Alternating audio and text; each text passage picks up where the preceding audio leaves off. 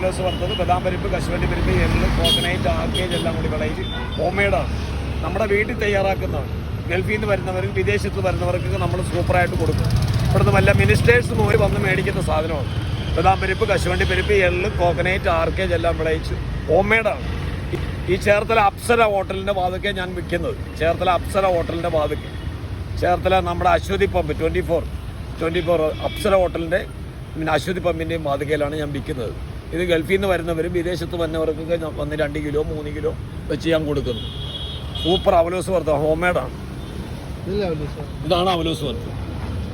ഇത് എരിവുള്ള കുരുമുളക് ചിപ്സ്, ഇത് എരിവുള്ള ചിപ്സ്, ഇത് ടൊമാറ്റോ സോസ്, മുറുക്ക്, ഡയമണ്ട്, എല്ലാ സാധനവും നമ്മുടെ വീട്ടിൽ തയ്യാറാക്കുന്നതാണ്. ഗൾഫിൽ നിന്ന് വന്ന എന്നവരെല്ലാവരും 2 കിലോ 3 കിലോ എല്ലാം UK, കാനഡ എന്നൊക്കെ ഗൾഫിൽ നിന്നൊക്കെ വരുന്നവരൊക്കെ എൻ്റെ അടുക്ക് ഇവിടെ വരും, തിരക്ക് വരും, 2 കിലോ 3 കിലോ വെച്ച് വരും.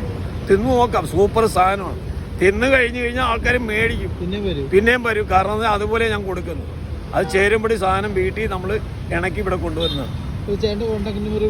എൻ്റെ കോൺടാക്ട് നമ്പർ വെച്ചാൽ ഇത് എത്ര കിലോ വേണമെങ്കിലും നമ്മൾ കൊടുക്കും. നമ്മുടെ ജീവിതമാർഗ്ഗം ഇതാണ്.